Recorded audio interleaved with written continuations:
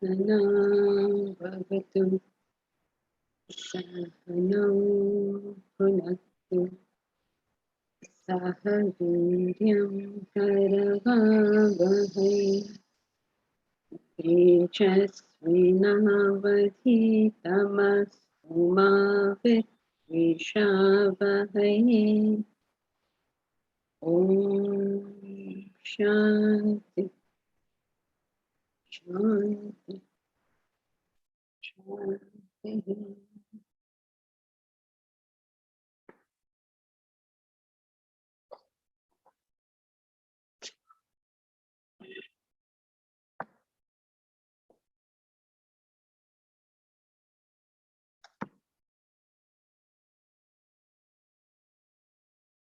So we are in a very interesting portion of the book where we are understanding our own personality and understanding that unknown aspect which we never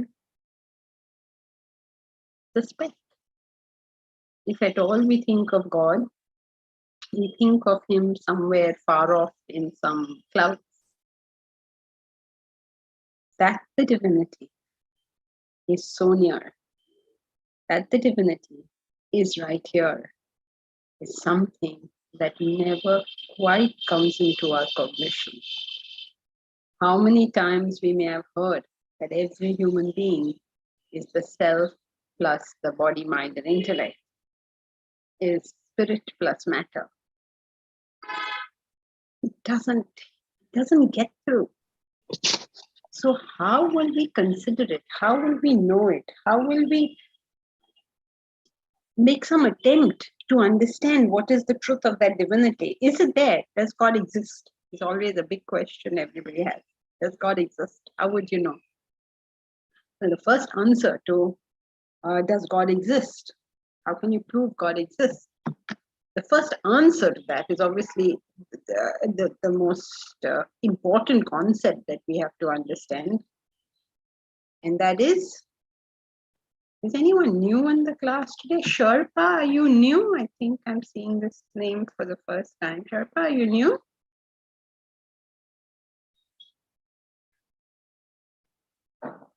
Sherpa?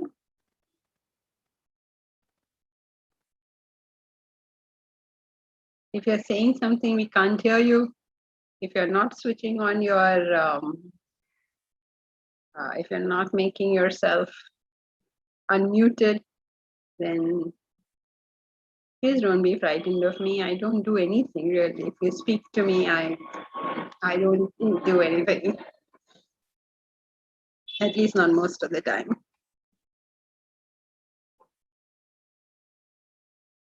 What is the, okay. So anyone else is new in this class today? Because I sometimes just act like everybody is with me. So if I am not giving you enough background, then please let me know. Okay, so when you start considering divinity within each one of us as the self of each one of us, as a true nature, then the first thing that we need to know about it is that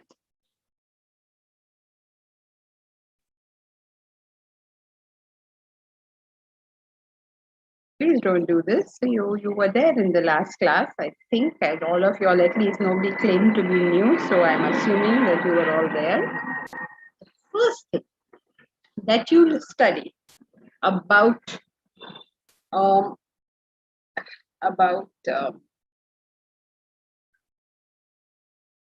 the divinity that you are is?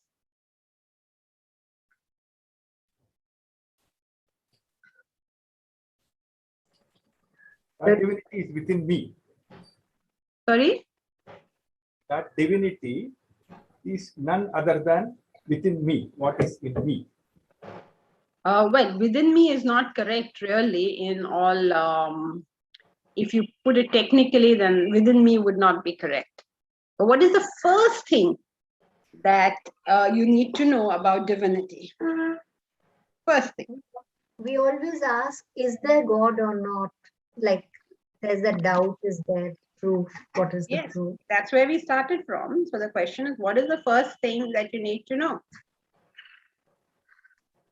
That you are the self? If that is the last thing you know, also we'll be happy. But what is the first thing you need to know? That God exists everywhere. Within me, outside me. What's the first thing you need to know? It is not the body, mind, and It is not the body, mind, intellect. Okay, fine. But what is the first thing that you need to know? Is the only reality? This is what you're going to understand. What is the first thing you need to know? Individual is spirit plus matter. Life. What? When you are learning anything about divinity, the very first thing that we need to know is that You are the self. It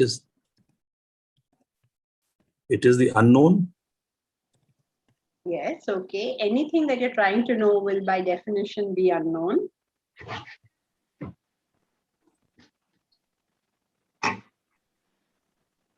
The first and most important thing that we need to understand about the self, about the divinity, about God. God is can't be that- perceived by senses. That God can't be perceived by senses. Okay, continue. So we have to go through our own experiences by beliefs. Okay, you came so close, Tejal, and then you went off somewhere. God cannot be known by the senses. Then, Felt by the mind, conceived by the intellect. very good, Bharat. So you're right, Tejal, you started well. The first thing that you understand about the divinity is that the divinity is beyond the body, mind, and intellect, and hence cannot be contacted by the body, mind, intellect. We did a whole story on that, and you all forgot. Remember which story we did about it? Upanishad story about Uma appearing before the gods, Indira and all the other elements. Right. And then how did you all forget? The first and most important aspect of divinity is it cannot be known. Cannot be known by your senses. Why you could not find her. Cannot be known by by actions. You can't do some action to find God. तू ढूंढता है जिसको मंदिर में मस्जिदों में वो सावरा सलोना रहता है तेरे मन में. You can't do you can't go hunting. I'll go on a pilgrimage. I'll go here. I'll go there. I'm hunting for him. You can't hunt for him. You can't do any actions by which you can get him. Okay, I will do this puja. I will do this ritual. You can't do any actions by which you can know God. So you can't know it by the senses. You cannot know it by your actions. You cannot even know it by your thoughts. Indra represents the mind. Indrayani Raja iti Indra.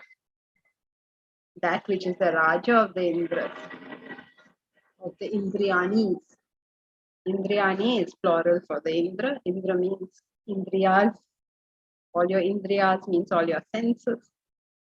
So the Raja of the Indriyas is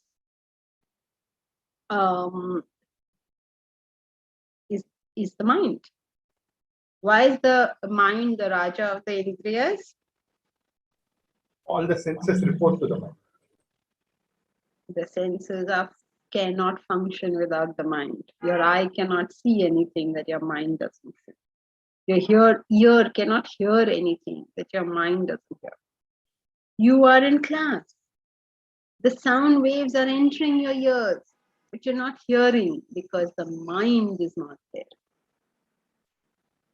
So the mind is considered to be the lord of the indriyas, the lord of the senses. Indriyani Raja iti Indra. That is why, in Indra's court, they're always enjoying, because the Indriyas do what in life? Indra's heaven is the heaven of enjoyment.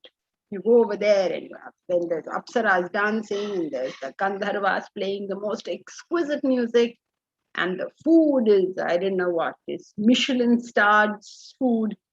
I don't know, all the best. Whatever you get on earth, in Indra's heaven, will be thousands of times better. So what is it showing? That these indriyas, what are they doing all the time? They're always enjoying. Enjoying is philosophically means experiencing. They're experiencing and enjoying the senses all the time, all the time, all the time. So these gods, the indriyas, devas, they're also known as the devas. Deva, the word deva literally means illuminator. An illuminator. So what illuminates the world for us is our senses, isn't it? There is you see these books behind me? Your senses illuminate them. Illuminate them means your eye will see them. The sound that is coming to you, your ears will hear that sound. So the senses experience the world. But they have the power to do that only when Indra is there. But Indra may be there and senses are not there. Your eyes are closed and your mind cannot experience. So the senses are necessary for us to know the world. That's why they're known as the devas. Devas means the gods.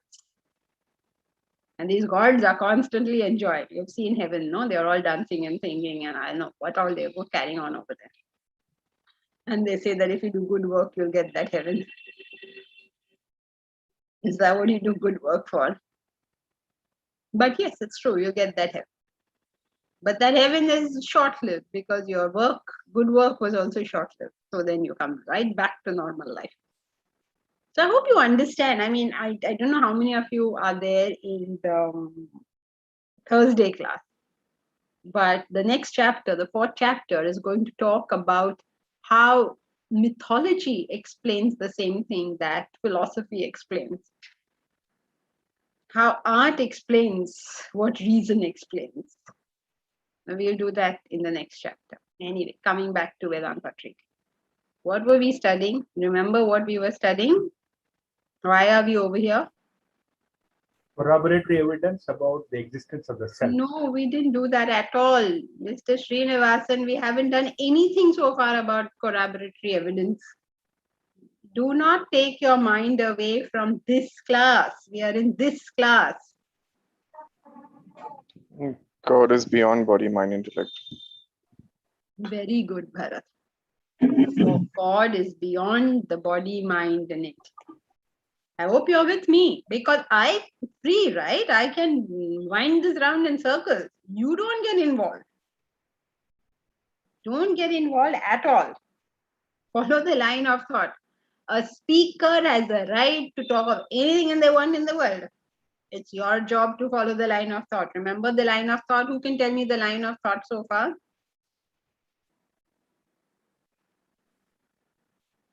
That human beings consist of spirit and matter. Matter Okay. is consisting of body, mind, and intellect. And body, mind, and intellect by itself cannot function. It needs the spirit to enliven it. We didn't say that. That wasn't there at all so far. That the self enlivens the body, mind, intellect. the main point that we were trying to reach is that the body, mind, intellect cannot know God. That's where we are supposed to be reaching. I mean, so we are trying, this class began with saying, in an interesting portion where we are studying our human constitution and understanding the divinity, which is the core of it. The question is always, how will you establish that there is divinity? Now, how will you prove there is divinity? How will you understand it? So the first thing that you recognize when you start, excuse me, studying about divinity is that, don't tell me you've gone off again, is that It is not known by the senses. Intellect and cannot be known through the senses. why only senses Or the body, mind, intellect. or the mind or intellect? The first thing that you learn about divinity is that the divinity is that which cannot be comprehended, cannot be felt, cannot be perceived. The first thing you know. Your senses cannot perceive it. They cannot act upon it. They cannot act to find it. Can't do something to find God. You can't feel God. You can't think God. So the question, can God, how can you prove God, must necessarily be answered by saying, God cannot be proved. Why can't God be proved?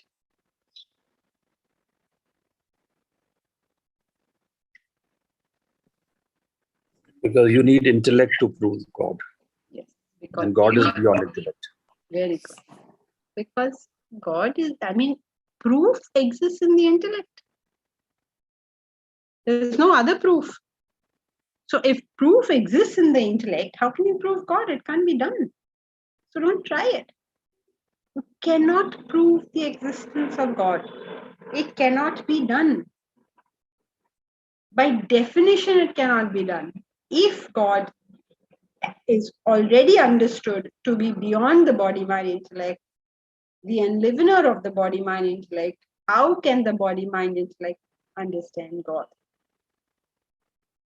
If electricity is the enlivener of the bulb, can the light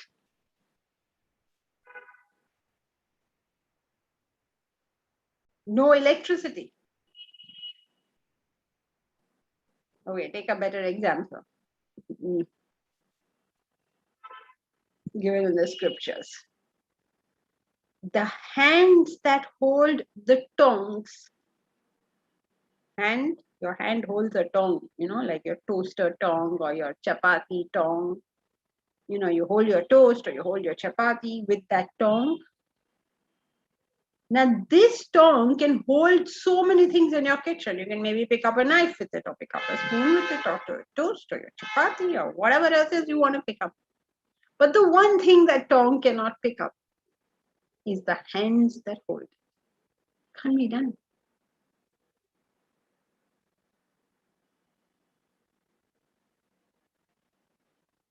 In a torch, taking a more modern example, the batteries that light that torch cannot be lit by that light. Think of it, okay? You have a torch. The torch has batteries. Now, you can shine that torch on a million things. And whatever you shine it on, you'll be able to see. But can you shine the light of that torch on its battery? Can you put out the battery, put it in front and say, okay, this is the battery? That torch can never show you the battery. Can't be done. So once you understand that the self is the enlivener of the body, mind, intellect, you have to immediately understand that the body, mind, intellect cannot know the self. That means you cannot see God. If you see anything, it's not God. You say, I saw God yesterday, or I had breakfast with God yesterday. You can't do all these things. And say, I heard him, he was chatting with me, he came and spoke to me. No, he can't speak to you. Your ears cannot hear him, your eyes cannot see him, your nose cannot smell him, your tongue cannot taste him. Say, oh, I feel the hand of God on my shoulder. No, your skin cannot touch it. Can't be done. Just as the waker's body, mind, and intellect can never know. I'm sorry, the dreamer's body, mind, and intellect can never know the waker. Can the dreamer say, Dipali, you're not muted. Sorry. It was an. Can the dreamer, the dreamer's body, mind, intellect, say, I met the waker? Can you do it? Last night's dream, you thought you were Princess Diana. Now this Princess Diana in last night's dream, you thinking you're Princess Diana, meet this waker, you. Suppose Momita dreamt last night that I was Princess Diana. Very beautiful, very pretty, and much smarter than the original. So then what? Suppose that Princess Diana, which Momita thinks she is, can that Princess Diana ever meet Momita? Can that dreamer ever meet the waker? The dreamer's body, mind, and intellect can never know the waker. You cannot see that Diana in the dream, cannot see Momita. That Diana in the dream cannot feel Momita. That Diana in the dream cannot conceive Momita. Whatever she conceives as the waker will necessarily be incomplete. Clear? So the first thing we learn about divinity is cannot be perceived, cannot be acted, cannot be felt, cannot be thought. Janki ji, I have a question. Like we discussed that the God is beyond the senses. What about enlightened people like Swami Vivekananda, who goes into meditation and claims he could see Kali? Even his guru, I think Ramakrishna, he said the same thing. They could see Kali in meditation. People like Mahatma Gandhi, who claim that he heard the voice of God. He claims it in his biographies. I've read his biographies. He says that God told him exactly when to start his fast, when to end his fast. And he says that I don't need to prove it to the entire world, but I have heard the voice of God. What about these people who can see and hear? Okay, so first advice that Vedanta gives is, please do not read the biographies, autobiographies of great sages. It takes a Milton to know a Milton, so 90% of what we read, we will misunderstand. So let us avoid reading. However, now you have already read it, unfortunately. So what does it mean? Vivekananda did not claim to see Kali, as far as I know. Ramakrishna claimed that. And Vivekananda asked him, I understand that I wasn't there, that's why I'm saying it cautiously, that how can I believe you? Does God exist? How do you know? Have you seen God? Have you met God? To which Sri Ramakrishna is supposed to have said, yes, I've seen Kali just as I'm seeing you, which everybody has taken as meaning that he actually saw Kali. This is not what the sentence means. What the sentence means is the experience of realization is as real as whatever it is you think you're experiencing. If you try and put it in an experience we understand, right? Suppose, just you have to cooperate with this example because it's not possible, but still just try and imagine this. Suppose Naim the baker is able to go into a dream, knowing that he's the waker. Okay? In his friend's dream, if he is able to go, this waker is able to go. And why did he, he goes into the dream and his friend. Naim, who is your friend? You have a friend. What is your friend's name? Deepak. Deepak. Okay. So Naim goes into Deepak's dream where Deepak thinks that he is suffering from penury and starvation. He doesn't have any food to eat. He's living a horrible, horrible life. Now Naim knows that his friend Deepak is actually the son of a very rich man. He's sleeping very nicely in his bedroom, in his air-conditioned bedroom in an elitist area of Bangalore. So he's telling his friend, I know you're suffering from penury and starvation here, but actually, you are a very rich guy and you're living, in the height of luxury.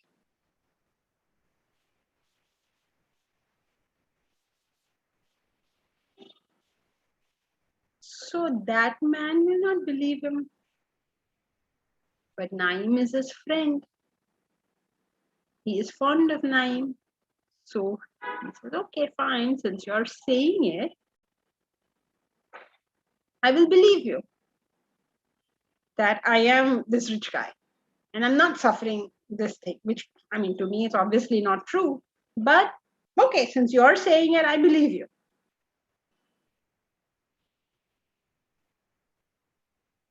He'll start like that, no? Then what will he say? And he'll say, but are you sure?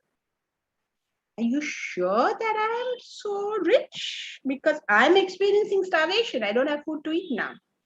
So are you sure that I'm so rich? And Naim will say, what?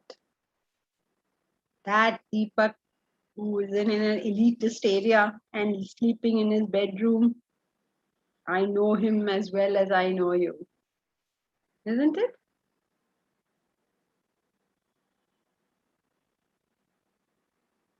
And then that friend, what will he understand? He says, just as Naim sees me, he must be seeing somebody else also. But that's not true, right? Because that Deepak he's talking about, the one who's sleeping in his bedroom, is not going to be experienced by anybody in the dream.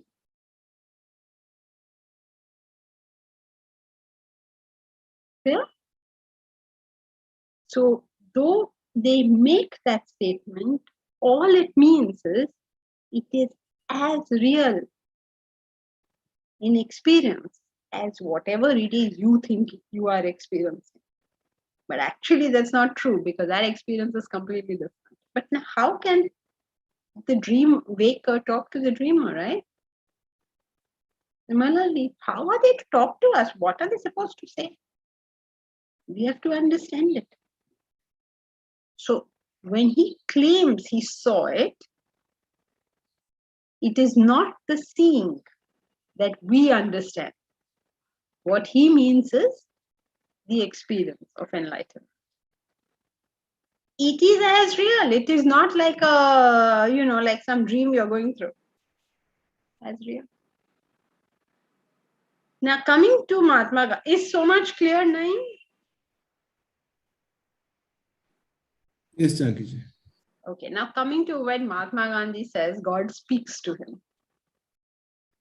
God speaks to somebody is a poetical way of saying this is the truth.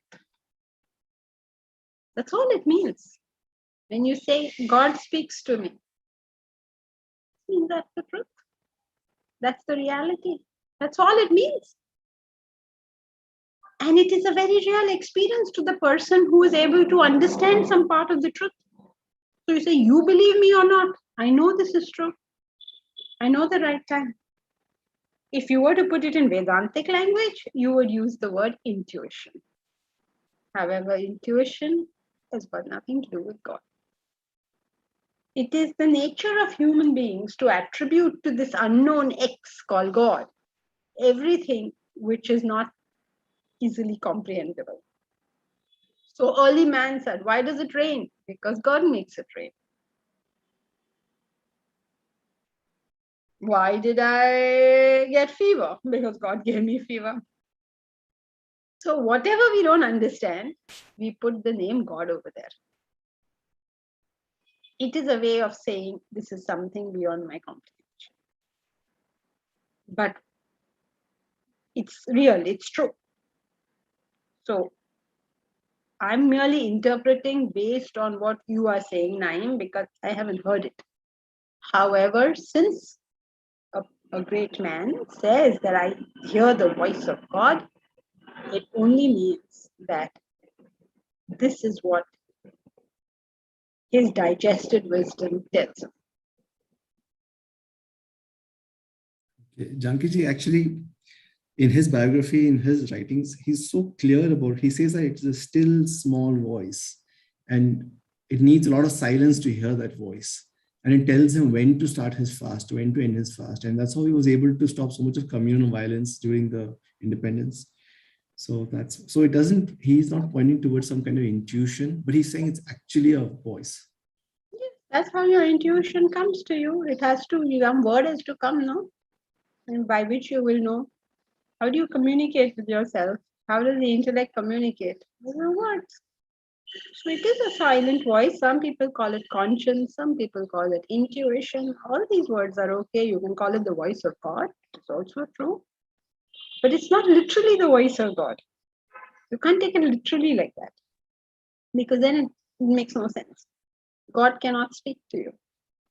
And if you start saying God is speaking to you, then you have to explain why you, Baba.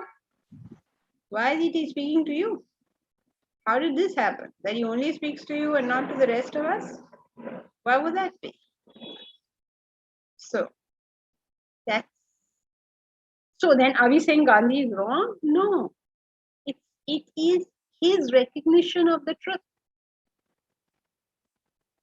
Great people have often spoken to us like that. Even in the Vedas, they say, what the Vedas are written not by men, though you actually have a rishi who is associated, who is supposed to be the drishta. Drishta means the one who saw it. You know, drishta. He is the one who saw it. In other words, the body, mind, intellect didn't make it. It is the voice of God. Even when Moses went to the mount, it was the voice of God. Even in the Quran, they hear the voice of God. All the time they're hearing voice of God. And why are we people not hearing voice of God? Voice of God only means it is the truth. That's all it means. So don't take it literally. Or take it literally if you like, but if you wish to take it literally, you'll have to make it fit with everything else. Got it, Jankiji. So it's not like a physical voice, but it's the inner voice. Inner voice means your intellect is saying something. If your intellect is a developed intellect, you're a great person, then your intellect will tell you the truth. And you'll need to hear that voice in silence. What is the silence? What is true silence? When your mind keeps quiet. So when I hear that voice in silence means in peace, my intellect speaks.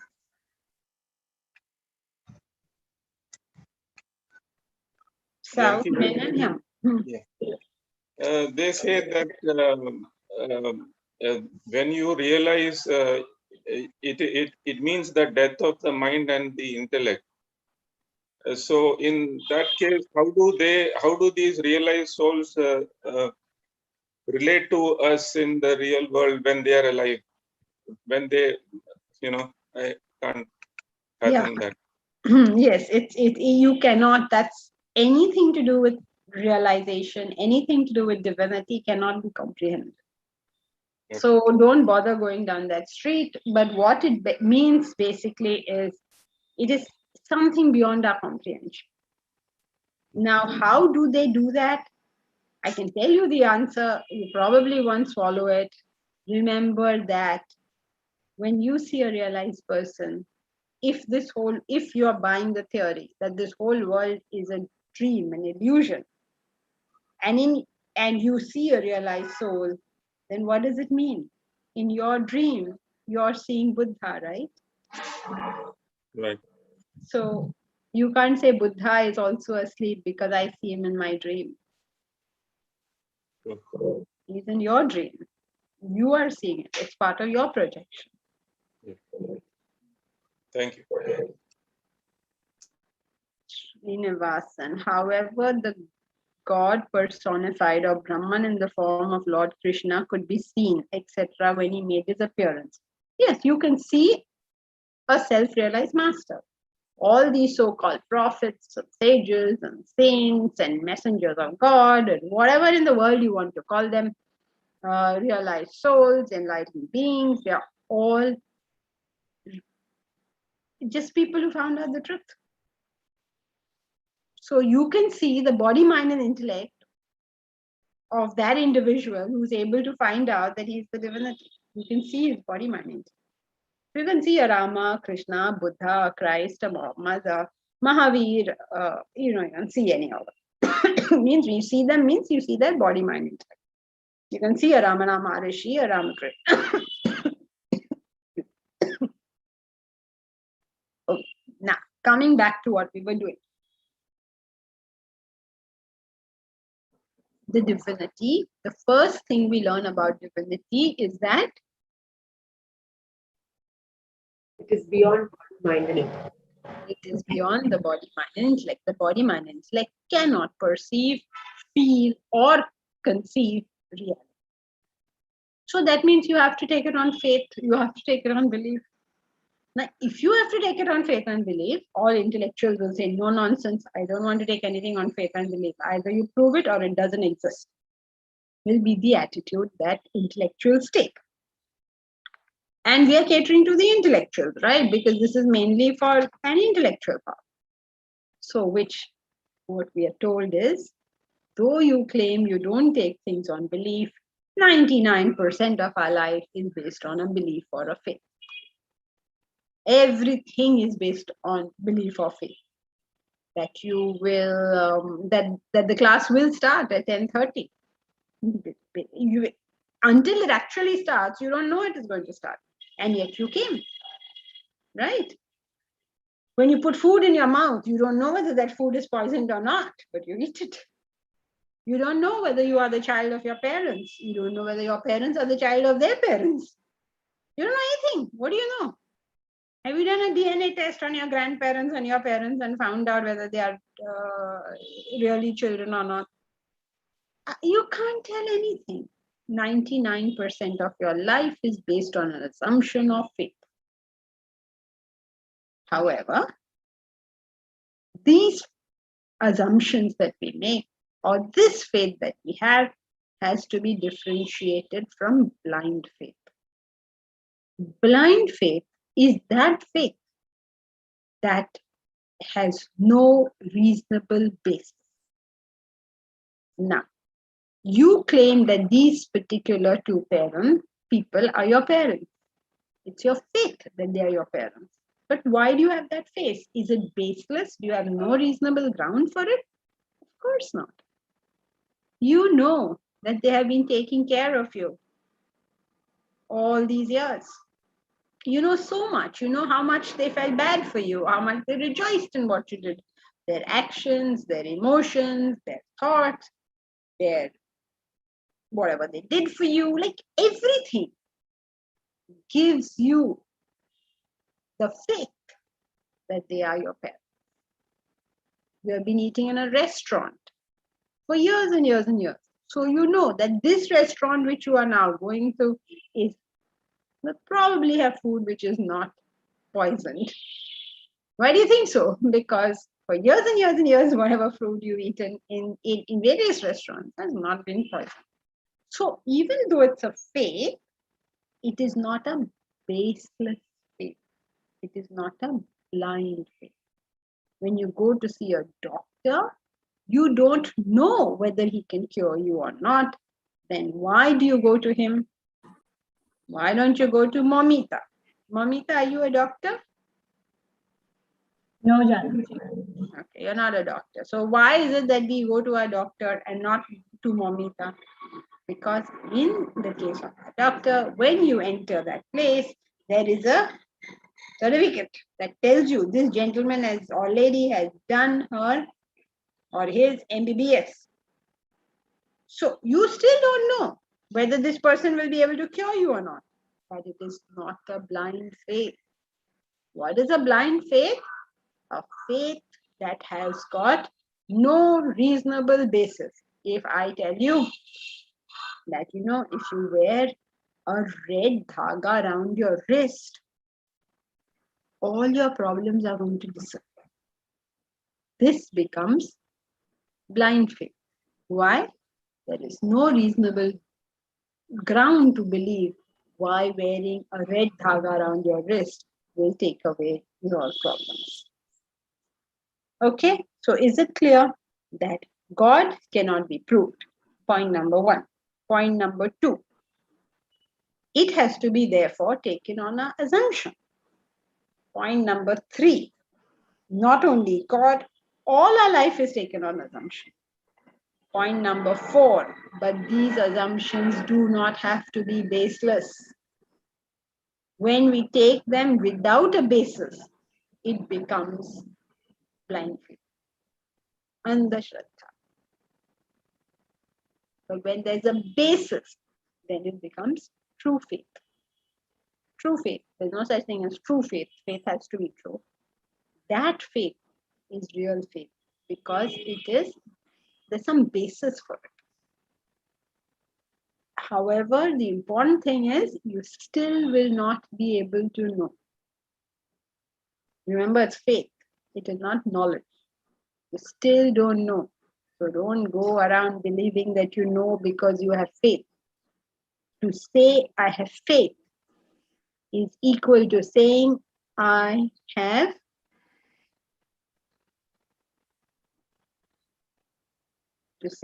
faith is equal to saying I have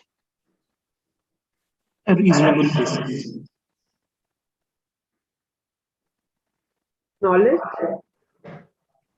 Belief. just the opposite, Kinnari. Ignorant. Right? At least to say I have faith means I am ignorant. To say I believe in God means I am ignorant. Because where there is knowledge, there cannot be faith. Knowledge and faith are opposite. Knowledge means I know. Faith means I don't know. Blind faith means I don't know, I don't know, I don't know, and I have no reason to have this faith. True faith means I don't know, but I have thought as much as I could, and from here onwards, I'm positing something, I'm postulating something. That's faith.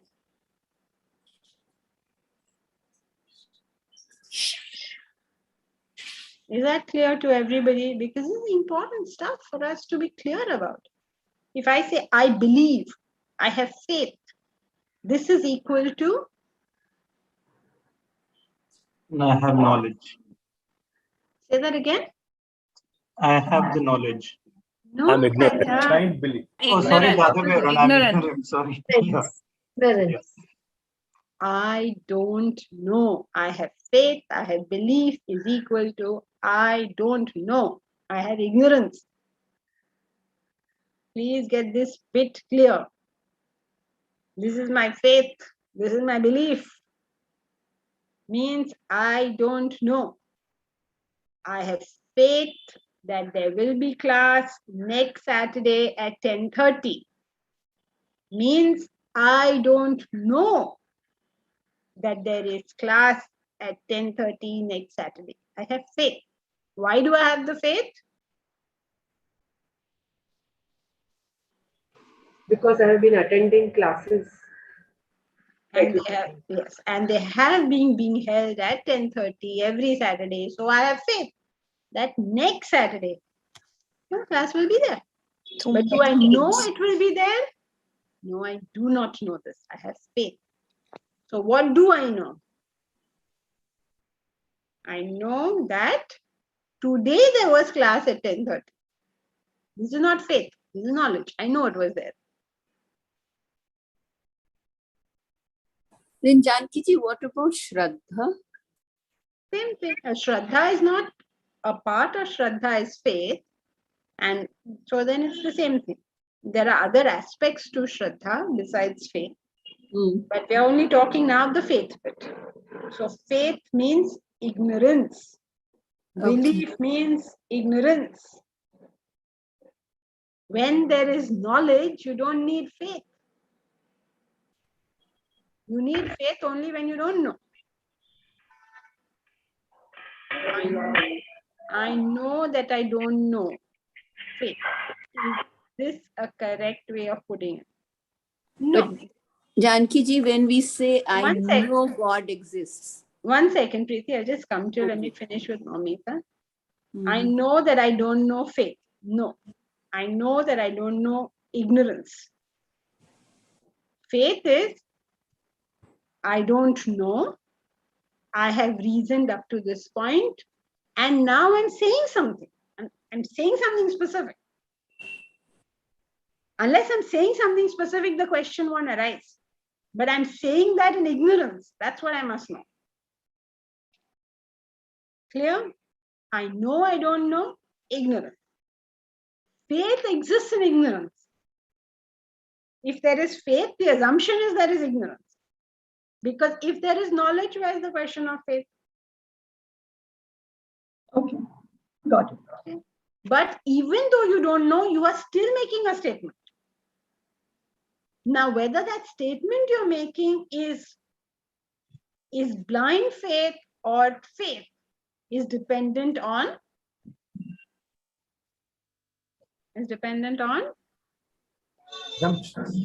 Basis, rational. Very good. On the basis on which you are making a statement. You're making a statement about something you don't know. But why are you making that statement? What is your basis for it? What is your rationale for it? Okay, clear? Janki-ji, Sahu here. 1 second, I'll just come to you. Preeti? When we make a statement, I know God exists. Is it right or wrong? Depends on whether you're a realized soul or not. We aren't. I am not. So then how can you make that statement? But we all pray to him every day. Then who do we pray to? That means it's blind faith. That's for you to work out. Blind faith or not depends on how much reasoning went into it. What are you praying for? Have you thought about it? How much have you thought? Like I pray for gratitude. That I'm grateful to him. Yeah. Don't tell us. The question, is it faith or not, is blind faith or not, is dependent on how much thought you put into whatever you're doing. Okay. If there's a reasonable basis because of which you are praying, or whatever you're doing, then you can call it faith. If there is no reasonable basis, then it is blind faith. Okay. But faith and Shraddha can exist at the same time or no? And don't bring in other things, because obviously now you'll have to start defining what is Shraddha. Okay. So if you don't already know that, then let's not go there. Let's just deal with faith, because that's the only thing we're dealing with at the moment. Okay. Yeah, Sahu? Janki-ji, this, when we say that when we are ignorant, then it's not knowledge. So this knowledge, when you say knowledge, it is the temporal knowledge and not the absolute knowledge, no? Any knowledge, it works. I mean, the formula works for anything. Okay. I mean, you know that there is class, right? Because at the moment you can perceive the class, you can hear it, you can see it. Right. So you know there is class. Right. But And when you say, when you say blind faith, can we say that it originates from the mind, and the actual faith, which is the real faith, that originates from the intellect? Faith is always of the mind. But now, does it have intellectual backing or not will make it blind or not blind. Right. Right. Faith always has to be blind. Thank you. Okay, so are we all clear about this? That we cannot prove God. So we have to take it on faith or belief. Now, all of life we're taking on faith or belief, but it's not on random basis. There is a good reason behind it. But whatever we do take on faith, we must know that this always is done in an area of Usha. This is always done in an area of, you're muted. This is always done in an area of Ignorance. Ignorance. Very good. All clear up to this point? Any problems up to this point? Okay. Now we know that this is always in an area of ignorance. We don't know it. So now, do we know any rational basis on which we should consider divinity? Why should we even consider it? You cannot perceive it. Kisi ne dekha nahi, suna nahi, jana nahi. So what are you even considering this for? Is there some rational basis? So he's giving us some rational basis. What is it? First one, which we did last time, is first reason. To show corroboratory evidence. Rational basis means there's some corroboratory evidence. There's some evidence to believe whatever you're saying. Corroboratory means supportive evidence. So what is the supportive evidence? First and foremost, you say this is my body. You clearly understand when you say this is my car, that the car is different from you. When you say my house, you understand it is different from me. When you say my body, hasn't it got to be different from me? Doesn't it assume that there is somebody who is I, who possesses the body? My body, my mind, my intellect. You say that, right? This is my reasoning. That there is something in you who is the possessor of these things which are the possessed. The question is, what is that thing which I understand myself different from the body, mind, and intellect? If I can claim this body, mind, and intellect to be mine, who is the I who is claiming this? What am I relating to within myself to say that this is mine? Something for us to think about. That's the first thing he's given us for a sort of glimpse into what he's talking about. Then the second reason. Let us do the second reason. Okay, who will do the second one? Who will read?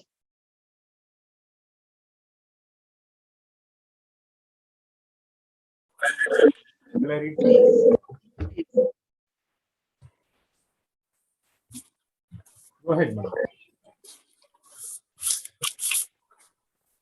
Furthermore, observe the functioning of your equipment. I see similarities I can activate, hiding the text.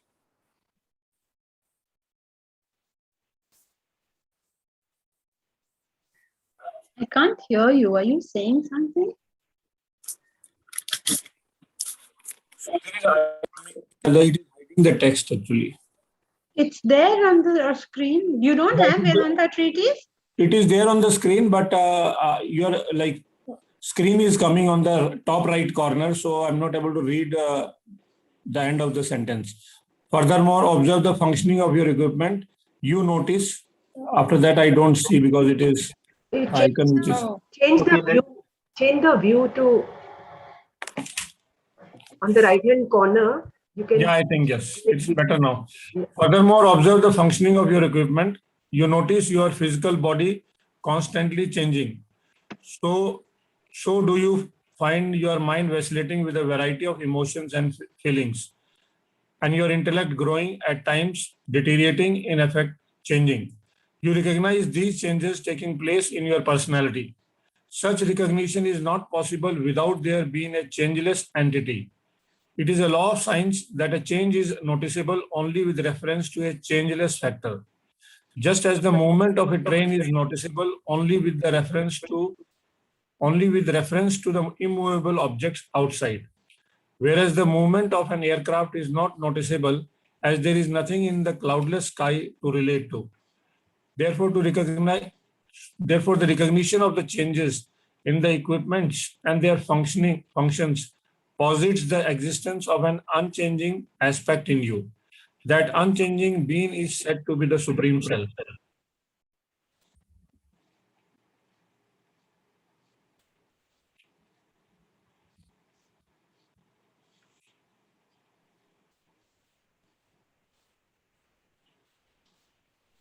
So, the, so the way I summarize it as like the body, mind, intellect are the equipments which are changing, and then there is a changeless factor which is guiding these three things. There is always a changeless factor behind this, and that changeless factor is Supreme Self.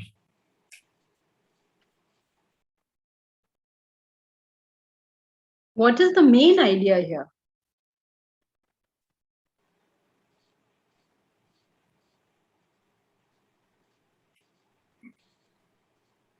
That if something is changing it can only be understood with respect to something which is not changing. Very good. Something that is changing can only be understood. You can only understand something is changing if you're able to see something which is not changing. So think of it like this. You're sitting in a train. Okay? And the train starts moving. Within the train, can you tell that the train is moving? How do you know when you're sitting in a train whether the train is moving or not?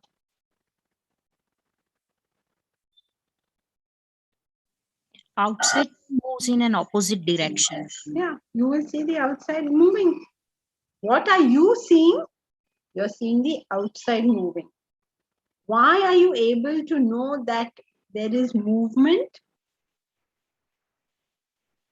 You're seeing. Because something is static, so you are comparing it with that. Always, right? Now, suppose there are two trains that are moving at exactly the same speed at the same time.